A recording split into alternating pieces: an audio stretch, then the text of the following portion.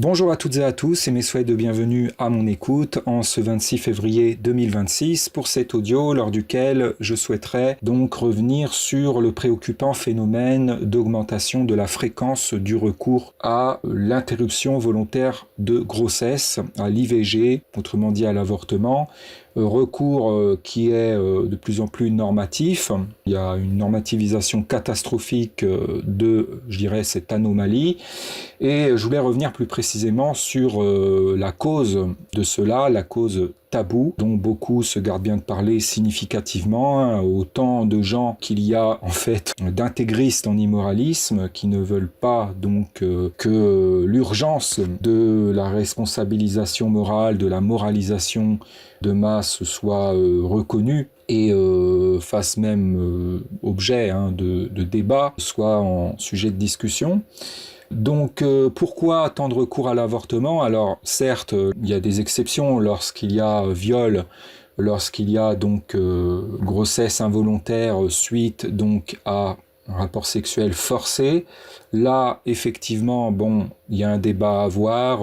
La femme n'a pas décidé d'être mise enceinte et donc peut-être éventuellement en droit de donc recourir à cette pratique, mais hormis cela, dans beaucoup de cas, le recours à l'IVG est souvent donc par revenu sur une décision, par changement d'avis, hein, donc des personnes qui ont décidé d'avoir un enfant mais qui ensuite ne le veulent plus, ou qui donc ont enclenché une grossesse sans vouloir d'enfant, hein, dans une certaine irresponsabilité ou une non-maîtrise sur le plan sexuel. Moi, je voulais parler plus précisément de cela et revenir, renvoyer à l'importance cruciale du conditionnement moral. J'ai beaucoup insisté là-dessus dans le précédent audio. Le conditionnement moral dans la vie, c'est sacral.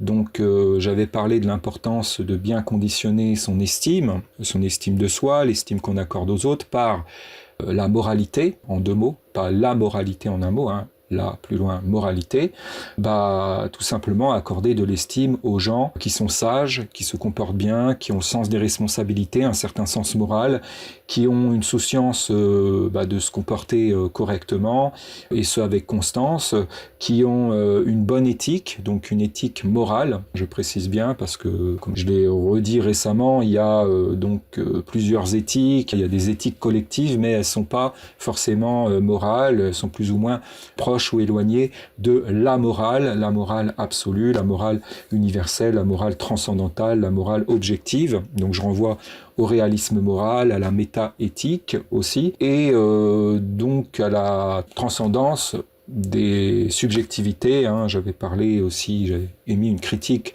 du subjectivisme, même de l'hypersubjectivisme qui règne catastrophiquement dans cette société qui est lui-même problématiquement normatif. Il faut revenir à l'objectivisme moral, au réalisme moral et donc transcender ces éthiques subjectives pour donc tendre à se conformer à la morale immuable, qui ne varie pas, qui ne change pas, qui est donc, oui, invariable, qui ne change pas en fonction des époques, qui ne change pas en fonction du lieu où on se trouve et qui transcende donc les éthiques subjectives, qu'elles soient donc personnelles ou collectives.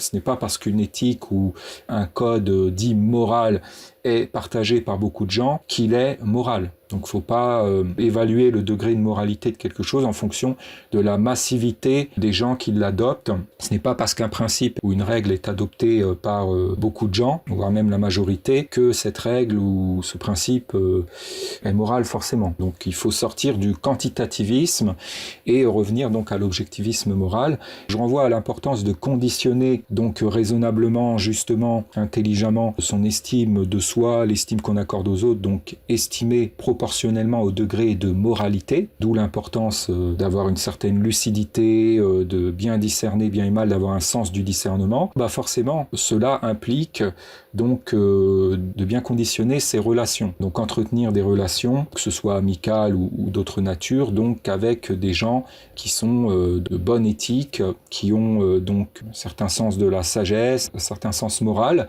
des bons principes, qui qui sont de bonne volonté, de bonne foi, qui sont, si je puis dire, sains d'esprit du fait qu'ils ont une bonne mentalité alors, qui sont enclins au bien, ce qui est le moralisme, tout simplement. Le moralisme, c'est donc la posture des gens enclins au bien, enclins à la moralité en 2 mots, enclins à la sagesse, enclins donc à être garant de la justice, à être juste eux-mêmes, et qui travaillent donc à se bonifier, à s'améliorer au quotidien, sans pour autant se prendre pour des êtres parfaits. Il ne s'agit pas de se considérer comme étant au-dessus des autres ou parfait, mais simplement reconnaître son vrai niveau et le vrai niveau des autres, ne pas tricher et travailler donc pour se bonifier, pour se moraliser toujours. Et il y a toujours matière, c'est le but de notre expérience d'incarnation ici-bas, c'est de tirer des leçons de morale pour donc nous améliorer, nous développer moralement et progresser moralement, et ce collectivement pour former un monde meilleur, un monde plus juste, un monde plus sage. Donc chacun a sa pierre à l'édifice à apporter. Donc l'irresponsabilité de beaucoup de gens dans laquelle ils vont nouer des contacts, des relations avec des personnes qui se fichent de la morale, qui n'ont pas de principe ou qui transgressent les règles morales, les interdits moraux, qui n'ont aucun scrupule à tricher et à donc s'arranger avec leur conscience en se mentant, en se voilant la face, en mentant aux autres tout autant, en se racontant des histoires, en se faisant passer pour ce qu'ils ne sont pas, avec de la duplicité, en manipulant les gens, en se reposant sur la facilité de tricher par la manipulation, par le vice, par l'enfumage, par la mystification, par l'inversion aussi, la faire à l'envers aux gens, etc., pour se faire passer pour des gens bien sans avoir à l'être, pour avoir des égards des gens, jouir de choses, de ce que méritent les gens bien, sans avoir à être des gens bien, sans avoir à mériter ces choses, sans avoir aussi à montrer qu'ils en sont dignes, à en être à la hauteur. Des personnes donc qui vont entretenir des relations avec des gens comme ça, forcément, ont leur part de responsabilité dans la mesure où ils se condamnent à se faire trahir, ils se condamnent à se faire donc enfumer, à se faire tromper, etc. Ils sont insouciants et dans un certain masochisme. Je ne dis pas ça pour envoyer le tort, l'entièreté du tort aux gens qui se font trahir, qui se font abuser de leur confiance, etc.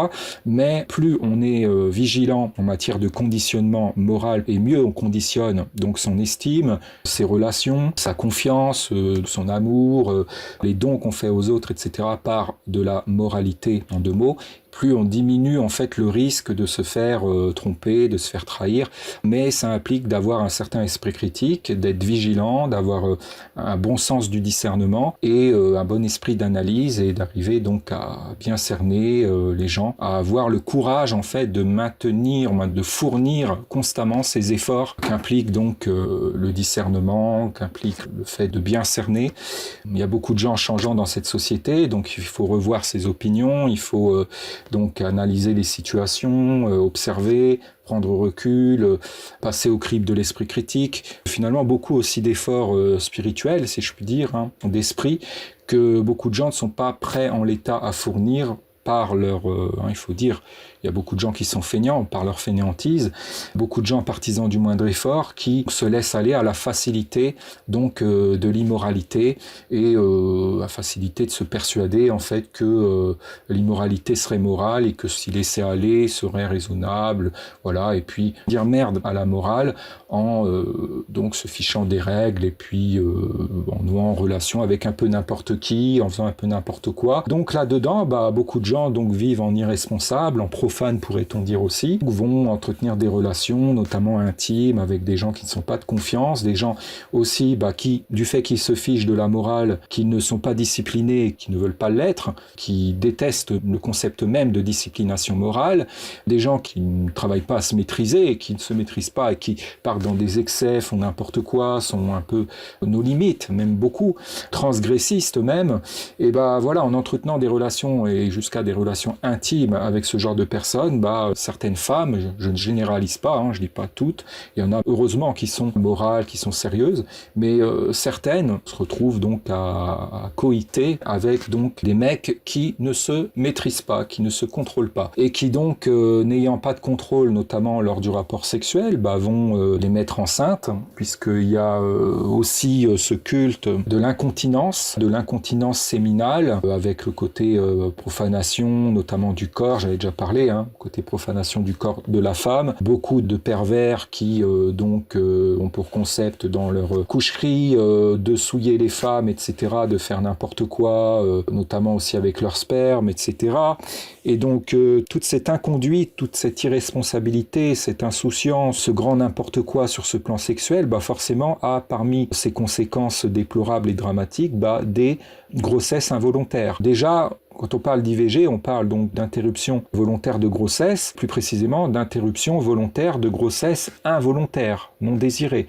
Alors déjà, il y a peu de gens, et ça c'est une anomalie, qui se montrent choqués par la notion de grossesse involontaire. Comment se fait-il déjà qu'il y ait des grossesses involontaires ? Alors, hormis les cas de viol que j'ai évoqués tout à l'heure, il n'y a pas de raison qu'il y ait des grossesses involontaires. Normalement, des gens qui se maîtrisent, qui ont un self-control, qui sont responsables de leurs actes, qui font attention à ce qu'ils font, ne vont pas provoquer de grossesse involontaire. On est quand même des êtres humains, on peut se contrôler, on n'agit pas comme des robots ou machinalement. On a conscience de nos actes en temps réel, on peut donc se contrôler, se brider, se maîtriser, se fixer des limites, se tenir à des principes de bonne conduite, on peut se modérer, se contrôler, se maîtriser. Et la sexualité n'y échappe pas. C'est même d'autant plus important, je dirais, sur le plan sexuel. L'accouplement, c'est quelque chose de sérieux. Il peut en découler donc une grossesse et ensuite il faut la gérer. S'il y a un enfant à naître, il faut s'assurer de pouvoir subvenir à ses besoins. Tout ça, c'est très sérieux et ça doit être pris au sérieux. Et donc, l'importance de la responsabilisation sexuelle est capitale et avant ça, du conditionnement des relations, notamment des relations donc amoureuses, des relations intimes.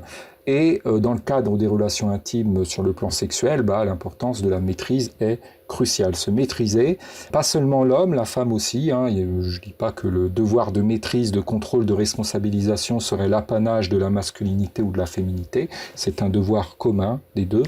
Là, alors, des gens qui se maîtrisent, qui se contrôlent lors donc de ces rapports sexuels ne vont pas provoquer de grossesse involontaire. Il n'y a pas de raison. Surtout maintenant avec les moyens de contraception. Bon, après, il y a la méthode du retrait, dont j'avais déjà parlé il y a fort longtemps, que des gens qui se maîtrisent peuvent appliquer. Beaucoup de gens n'y croient pas, mais ce n'est pas parce qu'ils n'y croient pas ou que eux se savent incapables en l'état de réussir à mettre en pratique la méthode du retrait que des gens n'en sont pas capables. Avec cela, donc avec une certaine maîtrise, une certaine intelligence morale, une moralisation dans le rapport sexuel, en faisant attention à ce qu'on fait, il n'y a pas de grossesse involontaire qui puisse survenir. Voilà, on n'est pas des animaux, on n'est pas des bêtes qui, agissons que par pulsion tout le temps et des pulsions irrépressibles où on ne pourrait pas se contrôler, etc.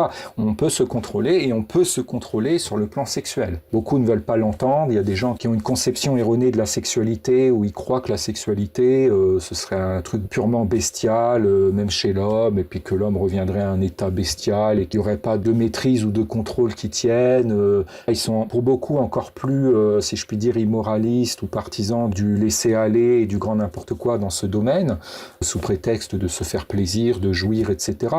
Mais on peut aussi se faire plaisir et jouir avec un certain contrôle. Donc là, ce qui est encore problématique, c'est encore une fois, cette conception erronée du plaisir, une conception d'immoraliste, selon laquelle donc on pourrait jouir et se faire plaisir que dans la turpitude, que dans la transgression des interdits moraux, que en se foutant de la morale, et la conception aussi très bête que bridage moral, moralisation, contrôle de soi, maîtrise, rimerait avec castration, serait tu plaisir, que ce serait un aphrodisiaque, etc., blablabla. Et donc là, sur ce plan sexuel, ça pose problème parce que du coup, il y a des gens qui ont pour devise, principe, concept de se lâcher complètement, de ne plus faire attention à ce qu'ils font. Et puis, voilà, donc il y a des incontinences notamment séminales, donc conséquence de cela, grossesse involontaire, et après, une fois qu'ils retrouvent leurs esprits, après l'euphorie, après être sortis de ces ébats, etc., retour à la réalité, prise de conscience qu'il y a donc la grossesse en conséquence qui n'est alors pas désirée, et donc repos, et beaucoup sont incités à ça, sur le recours donc à l'avortement. Il faut que les gens qui sont là-dedans arrêtent de se reposer sur l'IVG, parce que sinon voilà, à chaque fois ils vont se dispenser alors, c'est ce que font beaucoup dramatiquement, de se moraliser, de se responsabiliser, de se maîtriser sur le plan sexuel, et vont se dire c'est pas grave, hein, il y a l'avortement, vont se reposer sur le recours à l'avortement. Pour se dérober à leur devoir de se responsabiliser moralement sur le plan sexuel, d'apprendre à se maîtriser sur ce plan, à se contrôler et d'apprendre à ne pas être notamment incontinent. Donc là, eux, pour s'en dispenser, parce qu'ils ne veulent pas se discipliner, notamment encore moins sur le plan sexuel, ils ne veulent pas se discipliner moralement, parce que ils croient que ça les empêcherait de se faire plaisir ou que ce serait encarcanant ou restreignant, limitatif et que ça priverait de bien des plaisirs, que ça rendrait leur sexualité insipide, moins pimentée, moins excitante, que ce serait un aphrodisiaque, un orgasmique, etc. Donc du coup, ils veulent se dispenser de ça, ils ne veulent pas entendre parler de ça, et beaucoup se disent c'est pas grave, on recourra ensuite à l'avortement, ça se passera très bien, mais plusieurs avortements, à force de repos là-dessus, ce n'est pas sans conséquence, ce n'est pas anodin. Il y a eu des études de menées qui l'ont démontré, irréfutablement. Il y a des conséquences à moyen et long terme, peut-être même à court terme aussi. Ce n'est pas anodin du tout. Il y a aussi des gens qui ensuite culpabilisent d'avoir avorté. Il y a aussi certains, par exemple, les cas où le père ou l'un des deux potentiels parents voulait vraiment l'enfant et a pris sur lui ou elle pour céder à la volonté de l'autre qui voulait procéder à l'avortement. Et ensuite, il y a des rancunes entérinées et après, ça crée des problèmes et ça aboutit des fois à des ruptures, à des séparations. Il y a aussi des gens qui vont jusqu'à l'accouchement et puis ensuite réalisent qu'ils ne désiraient pas l'enfant et ensuite vont rejeter l'enfant, ou vont avoir des attitudes de désamour et qui vont même parfois traumatiser l'enfant et puis lui créer de gros problèmes d'estime de lui-même, etc. Ça génère beaucoup de problèmes. Par contre, ce qui est bien plus raisonnable, intelligent et de bon sens, c'est tout simplement de se discipliner aussi sur le plan sexuel, de bien conditionner déjà ses relations amoureuses et relations intimes, et d'avoir ses rapports sexuels moralement, en se maîtrisant, en se contrôlant, en faisant attention à ce qu'on fait, et si on ne veut pas d'enfant, on évite de faire ce qui provoque une grossesse. Comme ça, il n'y a pas de grossesse involontaire, il n'y a pas de recours à l'IVG, c'est quelque chose de très simple, c'est du bon sens, c'est même une anomalie d'avoir à rappeler ce bon sens, mais il y a une telle normativisation catastrophique de cette facilité de se reposer sur l'avortement. Ça s'est tellement banalisé, tellement généralisé, étendu à beaucoup de gens. Après, je ne vais pas dire que tout le monde fait ça, bien sûr. Il y a des gens sérieux qui ne sont pas là-dedans, mais il y a beaucoup de gens qui se reposent sur l'avortement, aussi sur les moyens de contraception. Bon, ça encore, s'ils savent qu'ils ne peuvent pas se maîtriser, dans ce cas, ils utilisent des moyens de contraception. Après, il y a des débats à avoir sur certains de ces moyens qui peuvent aussi avoir peut-être des conséquences, ou le repos sur certains d'entre eux peut être aussi turpide, je dis bien certains d'entre eux. Mais avec les moyens de contraception et la disciplination morale, normalement, en tout cas, ça peut raréfier considérablement les grossesses involontaires. Donc pourquoi, plutôt que de prôner tout le temps le recours à l'IVG, pourquoi on n'accentue pas plutôt sur l'importance de la responsabilisation sur le plan sexuel, de la disciplination sur le plan sexuel?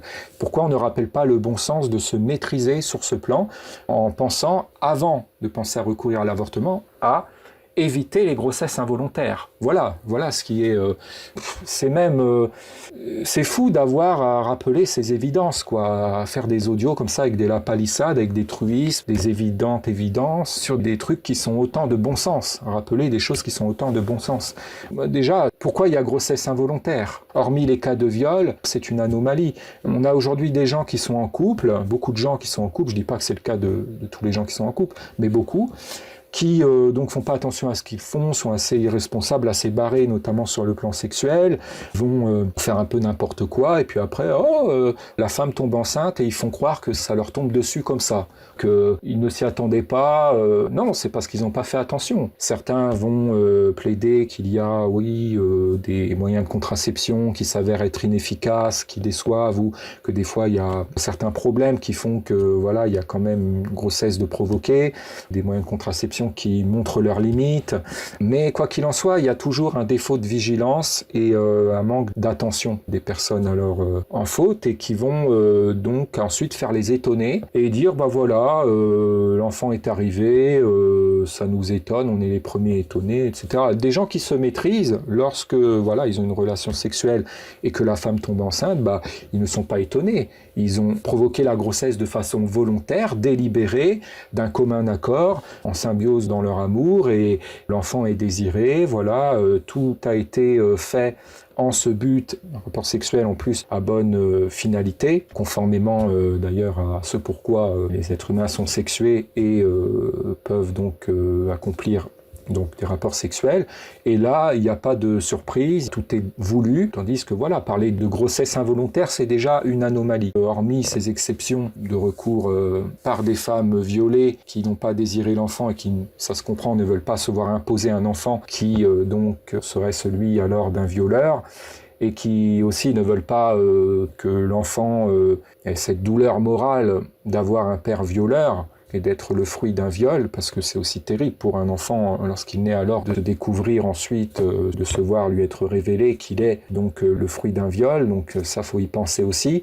Donc hormis cette exception-là, je veux dire, il n'y a pas lieu de recourir à l'avortement. Sinon voilà, c'est trop facile. Le repos sur le recours à l'avortement, ça conduit donc à encore plus se désinhiber dans le mauvais sens, immoralement, à se débrider immoralement, et à être encore plus irresponsable, plus insouciant sur le plan sexuel. Il y a des gens, du coup, qui s'en fichent, ils se disent on peut faire n'importe quoi. Il y a des gens, ce sont des malades, hein. Par exemple, ils vont faire des partouzes, etc., avec plusieurs éjaculations internes sur plusieurs femmes, etc., ou sur une même femme. Donc, il va recevoir plusieurs spermes de plusieurs partenaires sexuels, et après, ils vont se dire, bah, c'est pas grave, s'il y a... Donc, ils se lâchent à fond, ils n'ont aucune limite, parce qu'ils se disent, pendant qu'ils font, ou ils se sont dit avant, bah, c'est open bar, parce que si de toute façon elle tombe enceinte, bah, elle recourra à l'avortement, et voilà, il y a tout qui est en place maintenant, ça se fait de plus en plus facilement, ça se fait de façon de plus en plus sécurisée, et comme en plus ils sont maintenus dans une croyance que c'est inconséquent ou que ça a des conséquences bénignes,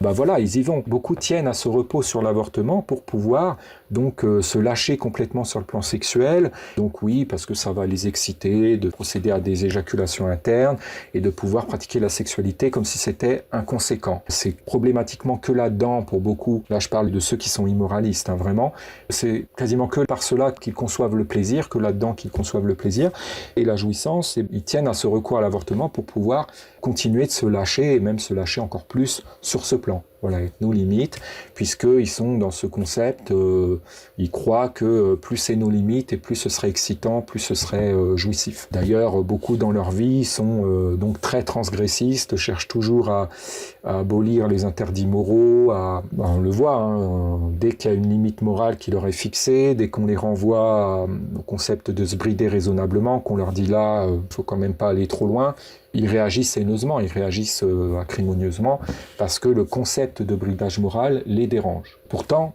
c'est sain, c'est normal de se brider moralement. Il ne s'agit pas de tout s'interdire, je le redis, il ne s'agit pas d'être castrateur pour soi et les autres, ce n'est pas liberticide, il ne s'agit pas de se priver, ou ce n'est pas une mortification aussi, il s'agit simplement de fixer des interdits et des limites raisonnables tout en se laissant une marge de liberté, mais une marge de liberté morale. Rester dans le champ de la moralité, en deux mots, voilà, ne pas tout permettre et ne pas tout se permettre, ne pas tout se permettre et ne pas tout permettre aux autres. C'est logique, si on ne fixe plus de limites, c'est le champ libre à toutes les turpitudes, à toutes les malfaisances, à tous les abus, etc. Donc le bon sens, c'est tellement de bon sens que c'est bête d'avoir à le rappeler, mais il faut malheureusement, vu la folie ambiante de ces immoralistes transgressistes, il faut rappeler ce concept de bon sens, de brider moralement. Et la sexualité n'y échappe pas. Contrairement à ce que beaucoup pensent, le fait de se brider moralement est conjugable avec le plaisir. On peut concevoir, même éprouver beaucoup de plaisir, tout en se bridant moralement. Et il s'agit de se rééduquer et d'apprendre à se faire plaisir dans la moralité, en deux mots. Et ce qui se passe, c'est que beaucoup de gens ont été conditionnés par donc cet endoctrinement dans l'immoralisme, ce culte de l'immoralisme, et même de l'inversion des valeurs, à ne concevoir le plaisir, la jouissance, l'épanouissement, l'accomplissement, etc., que dans l'immoralité. Voyant la morale, le concept de bridage moral comme quelque chose d'encarcanant, de meurtrissant, quelque chose d'étouffant et de limitatif, de prostrant, etc., qui conduira à la dépression. Ils ont plein de préjugés sur le moralisme, et des préjugés dont il faut laver le moralisme, comme j'ai dit, et c'est ça aussi la démarche révolutionnaire et dissidente réellement. Mais beaucoup, donc, du coup, sont allergiques à la seule évocation du concept de bridage moral. et encore plus au concept de conditionnement moral. Pourtant, on a tout à y gagner à conditionner moralement.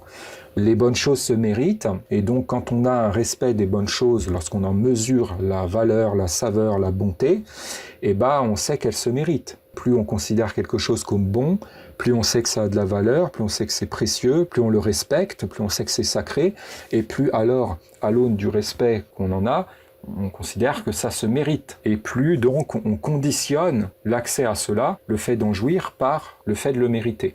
Et donc ça, c'est le conditionnement moral, et voilà, dans la vie, les bonnes choses se méritent, et donc on doit conditionner moralement, c'est très important. Ce n'est pas un truc de fou, ou de psychorigide, ou de maniaque, ou je ne sais quoi, c'est normal, c'est du bon sens. Normalement, l'être humain devrait fonctionner comme ça. C'est le fonctionnement normal d'un être humain non détraqué, en fait, le fonctionnement par conditionnement moral. Et là, il y a une inversion catastrophique, et ça ne date pas d'hier, par laquelle beaucoup ne conditionnent pas moralement, mais immoralement, vont conditionner leur estime par de l'immoralité, inversion complète. Et on le voit, des gens qui vont avoir du respect, de l'admiration pour des crapules.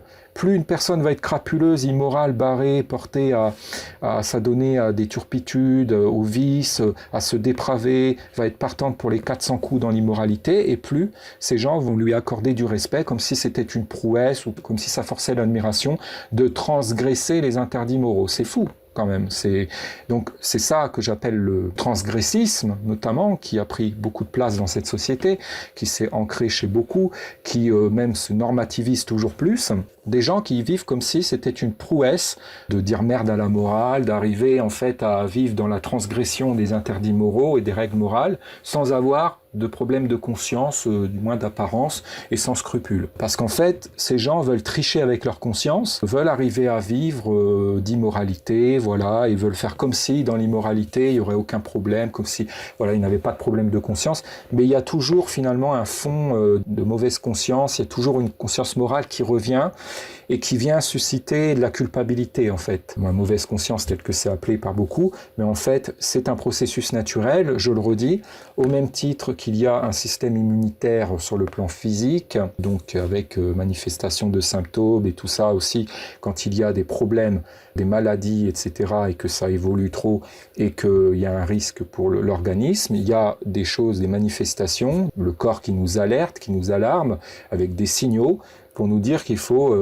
qu'on se guérisse, qu'on entreprenne des choses, parce que le système immunitaire ne suffit pas. Et là, il y a en quelque sorte la même chose au niveau de l'âme. Il y a un système immunitaire de l'âme, on nous a conditionné à ne pas en avoir conscience, ou à ignorer ça, à nous vouloir même ignorantistes vis-à-vis de ça, ou à le scotomiser, mais il y a un système immunitaire au niveau de l'âme, avec donc la conscience morale qui suscite donc de la culpabilité lorsqu'on fait quelque chose d'immoral, lorsqu'on fait quelque chose d'injuste, et qui est là, une voix intérieure pour nous dire, là, ce que tu as fait, c'est pas bien, là, ça a été abusif, machin, mais il y a un culte de la surdité vis-à-vis de cette conscience morale. On nous incite à ne pas l'écouter, on nous incite à ne pas y être attentif, à nous en vouloir sourds, et à la taire, à l'inhiber, à la mettre en sourdine. Il y a beaucoup de gens qui sont dans ce concept, de tricher avec leur conscience, et c'est ça qui les fait se raconter tant d'histoires, se voiler autant la face avec tant de mensonges. Vous voyez des gens qui pratiquent en quelque sorte le discours inversé, et qui n'arrêtent pas,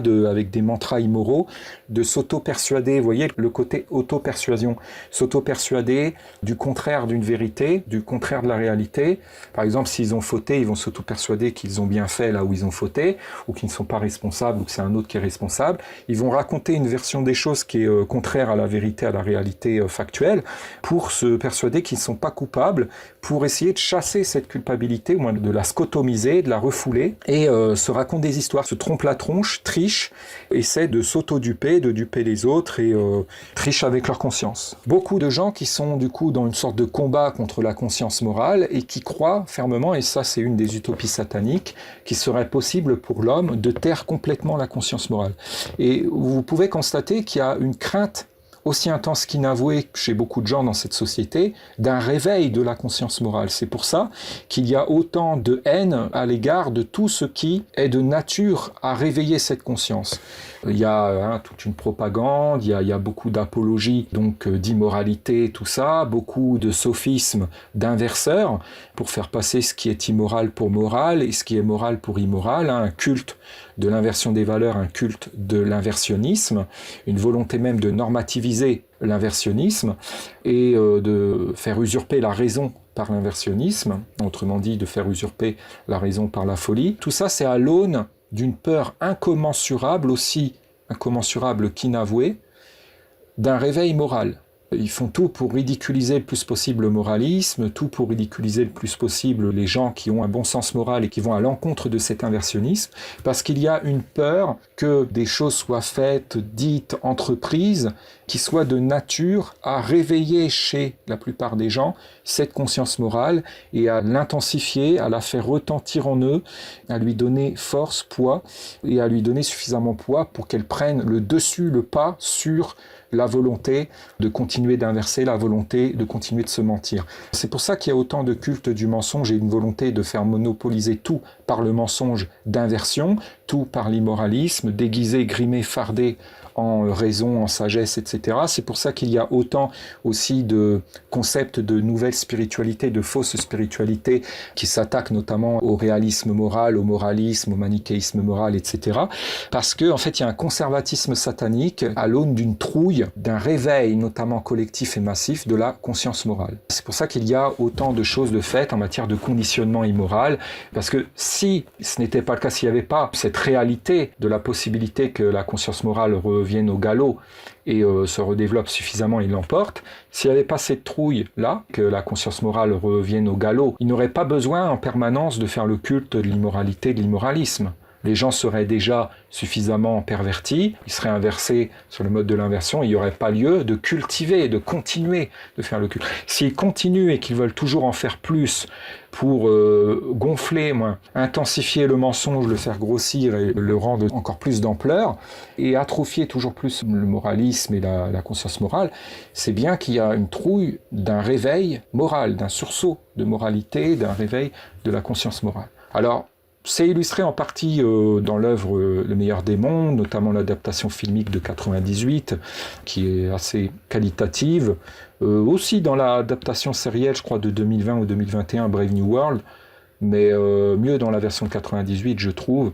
Mais voilà, où on voit qu'il y a des mantras, il y a tout un truc pour maintenir les gens endormis, pour que leur conscience morale reste endormie ou étouffée. Beaucoup de gens dans cette société sont dans un combat contre la morale, malheureusement, en faisant comme si le but de la vie c'était de triompher de la morale et croient que devenir quelqu'un de mature et d'accompli, un homme accompli, ce serait arriver à être un immoraliste sans scrupules, alors que c'est tout le contraire. Être un homme accompli, réussir sa vie, c'est devenir mature spirituellement, mentalement, comportementalement, et apprendre à devenir sage, devenir moral, et écouter au contraire sa conscience morale, développer son sens de l'écoute de cette conscience, et devenir quelqu'un de juste, quelqu'un de responsable, quelqu'un qui tient avec constance une bonne conduite, et qui se montre par cela digne déjà d'être incarné, qui fait quelque chose de beau de son incarnation, et qui vit en conformité avec la volonté de Dieu, bien qu'il ne faille pas le faire que pour ça. Dieu attend de nous de la moralité en 2 mots, de la sagesse en autonomie. Il n'attend pas qu'on soit sage juste pour lui faire plaisir, contrairement à ce que certains faux religieux croient et font accroire. Il attend que l'on soit sage indépendamment de savoir si ça lui plaît ou pas, ou même si ça plaît ou pas à d'autres gens, et qu'on soit dans une pure volonté de sagesse en pure autonomie, sans avoir besoin d'y être contraint, d'être sous l'effet d'un chantage ou d'une menace de condamnation à l'enfer ou d'un chantage à l'accession au paradis. Il attend qu'on soit sage en autonomie. Et c'est pour ça qu'il ne se révèle pas, en partie, pas que pour ça, c'est en partie pour ça qu'il se veut ininterventionniste. Parce que s'il était interventionniste ici-bas, s'il rendait justice de façon imminente, on saurait qu'il y a la présence de Dieu, etc. Et beaucoup de gens, donc, se mettraient à être sages, facticement, juste pour éviter la condamnation, la punition divine. Voilà, s'il savait comment ça se passe dans l'au-delà, ça fausserait tout. Il ne serait pas réellement sage, ne serait pas d'une réelle volonté de sagesse, mais simulerait être sage, ferait semblant, pour éviter l'enfer. Ou même s'il serait authentiquement sage, il ne le serait pas pour une bonne raison. Il le serait parce que ils n'auraient en quelque sorte pas le choix, parce que sinon ils iraient en enfer. Que là, avec le libre arbitre, Dieu laisse le choix, mais celui qui choisit l'immoralité, la turpitude et de tricher, et s'expose à des punitions, à de graves problèmes, et n'est que l'artisan de son propre enfer finalement. Il n'y a pas d'enfer autre que celui auquel des gens se condamnent par leur involonté de se comporter moralement, par leur dérobade à leur devoir de moralité. Et le devoir de moralité, je le rappelle, il est existentiel. Nos actions ne sont pas sans conséquences, donc on a un impact sur notre environnement, sur les autres, comme sur nous-mêmes, comme l'environnement a un impact sur nous, et comme les autres ont un impact sur nous et sur eux-mêmes. Donc chaque être vivant a donc existentiellement, de facto, donc un devoir de tenir une bonne conduite, d'être vertueux, le devoir de veiller à ce que ses actes aient de bonnes conséquences, et donc un devoir de moralité, de sagesse, et ne serait-ce que par devoir de dignité, le devoir d'incarner quelque chose de beau, de faire quelque chose de bien, de moral, de vertueux, de leur vie, de leur incarnation, et je dirais même de leurs incarnations. Moi je suis réincarnationniste, et donc je crois qu'il y a plusieurs incarnations, et donc on fait plusieurs incarnations pour à chaque fois tirer des leçons morales par l'expérience, tirer les leçons de vie qu'on a manqué à tirer dans de précédentes incarnations. Et que la logique de la vie, ce n'est pas l'avilissement ou d'inverser toujours plus, de vivre à l'envers, mais de progresser moralement en étant artisan d'un paradis ici-bas, c'est-à-dire en travaillant à son niveau à amener du bon ici-bas pour former un beau monde ensemble, donc dans une complémentarité, dans un constructivisme moral commun, pour essayer de rapprocher le plus possible ce monde de l'idéal paradisiaque, l'idéal de paradis. Et c'est tout le contraire qui est fait par la majorité des immoralistes, qui eux sont les artisans, on pourrait dire suppôts de Satan à un certain niveau, d'un monde pandémoniaque, d'un monde inversif, d'un monde où règne l'injustice sordidement, d'un monde qui s'avilit, d'un monde qui empire, d'un monde toujours plus ténébreux, glauque, et même, on peut dire, d'un enfer sur terre. Donc tout le contraire de ce qu'il faut. Ce qu'il faut, ce serait être architecte d'un beau monde. Et je rappelle qu'au départ, cette terre était un monde assez paradisiaque, un beau monde qui a été saccagé par l'immoralité. Je dirais pas anthropique, parce que je veux pas redéfinir l'immoralité comme quelque chose d'intrinsèque à l'homme ou d'inévitable, ou qui serait quelque chose d'inhérent à la présence humaine sur une planète, mais par l'immoralité de ceux qui n'ont pas respecté les lois de Dieu, les lois divines, les lois morales, et qui ont profité du libre arbitre pour se permettre des immoralités, pour se permettre des abus, s'arroger du pouvoir en exploitant des gens, pour se dérober à leurs devoirs et jouir sans avoir à mériter, qui ont triché avec la vie, qui ont profané. Et donc des gens qui vivent en irresponsables, qui vivent dans l'immoralité, sont profanateurs, saccage, et effectivement on voit à l'heure actuelle, avec notamment le détraquement climatique, le fait qu'il y a de moins en moins de saisonnalité, avec les détraquements, tout ce qui se passe aussi, les conséquences sur la nature, on voit ô combien c'est catastrophique. Un monde de plus en plus détraqué, de plus en plus à l'envers, qui se rapproche toujours plus de l'enfer. C'est un beau monde de base qui a été saccagé. Voilà. Et donc je le redis, si quand bien même dans l'au-delà, ceux qui prétendent là, dans leur immoralité à l'heure actuelle, aller au paradis, si on en croit leurs folles idées dans leur utopie là, s'ils s'y comportent immoralement comme ils le font là, ils vont saccager ce paradis et en faire très vite un enfer. Pour qu'un monde reste beau, il faut l'habiter moralement. Il faut que ce qu'on y incarne soit moral, vertueux. Sinon, on le saccage et puis on en fait très vite un monde perverti, un monde saccagé, avili. Voilà, donc c'est exactement ce qui a été commis malheureusement, tristement, sur cette terre, qui aurait pu rester un beau monde et même être embelli et qui a été saccagé. Tant que l'homme ne vivra pas moralement et construira des choses sur du mensonge, de l'immoralité, il y aura effondrement des civilisations qu'il bâtit. Donc on l'a vu, beaucoup de civilisations se sont effondrées, puisque c'était des civilisations de gens immoralistes majoritairement, anti-morales, décadents, et donc on ne peut pas vivre longtemps d'immoralité. On ne peut pas vivre longtemps à contre-raison, en allant à l'encontre des lois de Dieu, en allant à l'encontre des lois de la vie, des lois morales, et en contredisant voilà les lois naturelles qui régissent ce monde et qu'on ne décide pas, et en contredisant la nature elle-même qui est bien plus forte que nous. Donc au bout d'un moment, ça a raison de l'acharnement de ces immoralistes, et donc tout ce qui a été fondé par l'immoralisme, dans l'immoralisme, s'effondre. Mais le problème, c'est qu'après, ça recommence, il y a cet acharnement qui revient, principalement par lâcheté, et donc réeffondrement, et c'est un cercle vicieux. Donc il faut sortir de ce cercle vicieux en sortant de cet inversionnisme et apprendre à vivre moralement, dans le bon sens, à l'endroit, sainement, dans l'hygiénisme moral et en conformité donc avec les lois naturelles et les lois de Dieu. Et je finirai là-dessus. Sur ce, je vous souhaite une bonne fin de journée. Prenez bien soin de vous, de vos proches, de ceux qui le méritent. Bon cheminement à vous, bon épanouissement à vous. Bon courage et éventuellement à une prochaine. Ciao.